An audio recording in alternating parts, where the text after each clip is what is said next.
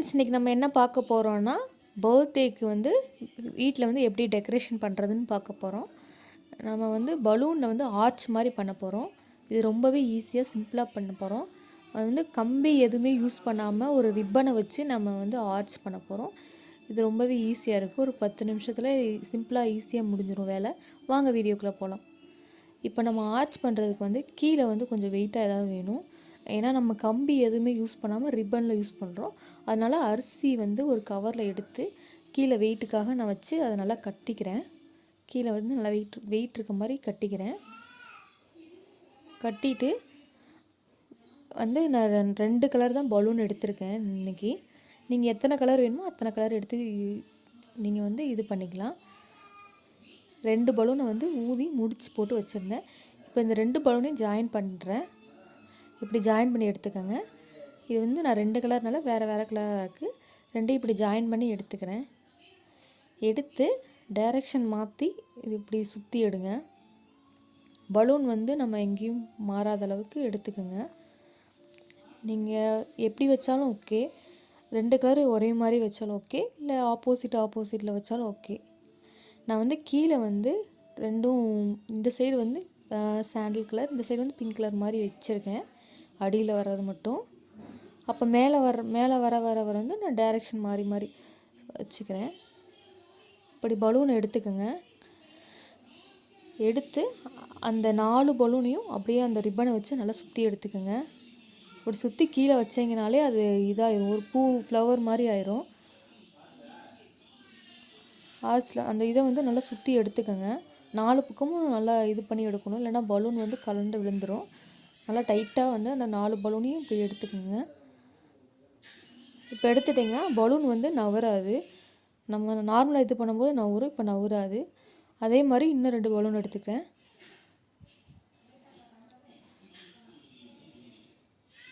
இப்படி சுற்றி எடுத்துக்கோங்க. டைரெக்ஷன் மாற்றி ஆப்போசிட் டைரெக்ஷனில் சுற்றி எடுத்துக்கோங்க. சுற்றி எடுத்து இப்போ நான் ஃபஸ்ட்டு வந்து 2 ஒரே மாதிரி வச்சேன். இப்போ வந்து ஆப்போசிட் வந்து இப்போ வந்து சைடாக வைக்கிறேன். பாருங்கள், பார்த்தாலே தெரியும்.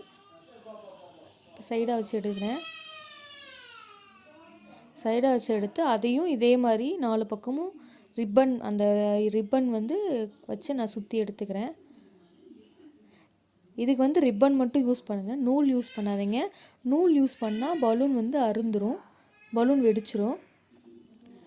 இந்த பலூன் கட்டுற ரிப்பன்னே இருக்குது, அதை வாங்கி யூஸ் பண்ணுங்கள். இந்த மாதிரி எல்லாத்துக்கும் வரிசையாக அப்படி 4 பலூன் வச்சு நீங்கள் செட்டாக எடுத்துக்கோங்க. நான் அதை அப்படி தான் பண்ணி வச்சுருக்கேன். பாருங்கள், இப்படி உங்களுக்கு பிடிச்ச மாதிரி என்னென்ன கலர் வேணால் நீங்கள் யூஸ் பண்ணிக்கலாம். நான் 2 கலர் தான் யூஸ் பண்ணியிருக்கேன். இது வந்து வேறு பக்கத்தில் செவுத்தில் ஒட்டுறதுக்கு இந்த கலர் பலூன் எடுத்து வச்சுருக்கேன். நான் இதில் 2 பலூன் தான் யூஸ் பண்ணியிருக்கேன். உங்களுக்கு எத்தனை கலர் வேணுமோ, என்னென்ன இது வேணும், என்ன டிசைனில் வேணுமோ நீங்கள் அந்த மாதிரி இது பண்ணிக்கலாம். இதில் 5 வைக்கலாம், 4 வைக்கலாம், எப்படி நம்ம இதுக்கு தகுந்த மாதிரி வச்சுக்கலாம். பாருங்கள், நான் இது ஃபுல்லாக நான் ரெடி பண்ணிட்டேன். எங்கள் வீட்டுக்கு தேவையான அளவுக்கு நான் இந்த இதை ரெடி பண்ணிட்டேன். ஆர்ச் உங்களுக்கு எவ்வளோ தேவையோ, எவ்வளோ கரெக்டாக இருக்குமோ அதை அளந்து எடுத்துக்கோங்க. அளந்து எடுத்துகிட்டு அதுக்கு தகுந்த மாதிரி நீங்கள் அதை பின்னி எடுத்துக்கோங்க.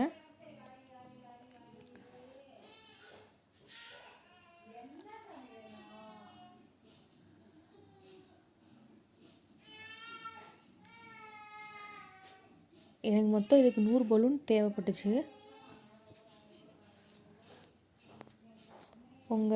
உங்களுக்கு ஆர்ச் வந்து எவ்வளோ தேவையோ அதுக்கு தகுந்த மாதிரி நீங்கள் பலூன் எடுத்துக்கோங்க.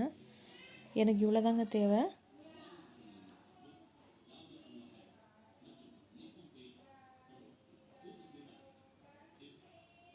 இது ரொம்பவே ஈஸியாக இருந்துச்சு.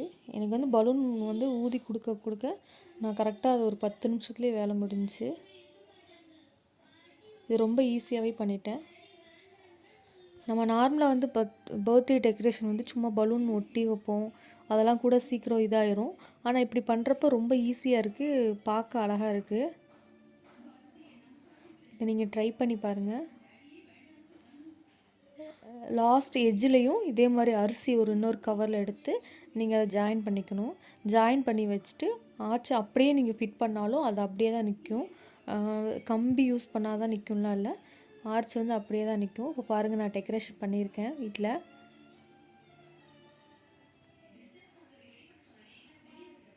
பாருங்கள், ஆர்ச்சுக்கு நாங்கள் எதுவுமே வைக்கல, அந்த அரிசி தான் வச்சுருக்கோம், வேறு எதுவுமே வைக்கல. எங்களுக்கு சோஃபா அந்த இடத்துல இருக்கனால இடம் எனக்கு ரொம்ப கம்ஃபர்டபுளாக இல்லை, அதனால தான் இப்படி இருக்குது. இல்லைன்னா இன்னும் கொஞ்சம் பக்கமாக வச்சு இன்னும் கொஞ்சம் நல்லா சூப்பராக பண்ணியிருக்கலாம். எங்களுக்கு அந்த சோஃபா வச்சு தான் இது ஃபோட்டோ எடுக்கிறனால அந்த சோஃபா இருக்கணும்னு சொன்னாங்க. அதனால் அந்த ஆர்ச் வந்து நாங்கள் கரெக்டாக இது பண்ண முடியல.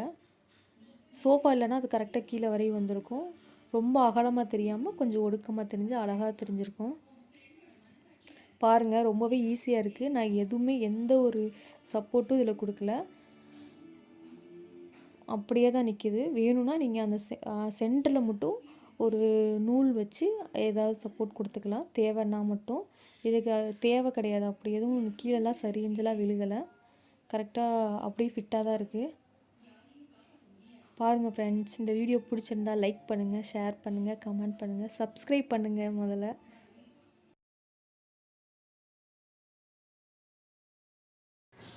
ஹாய் ஃப்ரெண்ட்ஸ், நான் உங்கள் பிரியா. நம்ம இப்போ என்ன பார்க்க போகிறோன்னா, நேற்று நான் ஒரு வீடியோ போட்டிருந்தேன்ல, அதோட மீதியை இப்போ பார்க்க போகிறோம். ஃபஸ்ட் டைம்ன்றனால சாமி